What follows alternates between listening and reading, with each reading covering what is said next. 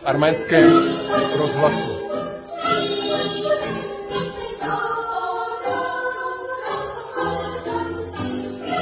České nahrávky.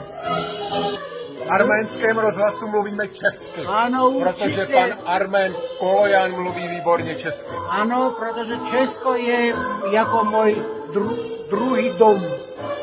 Skvělý. Osudy dobrého vojáka Švejka. V arménštině.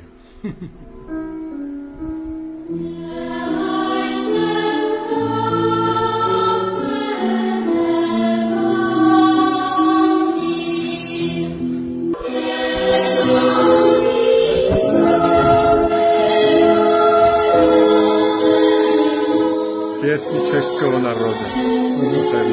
Jarmila Falkenbergová.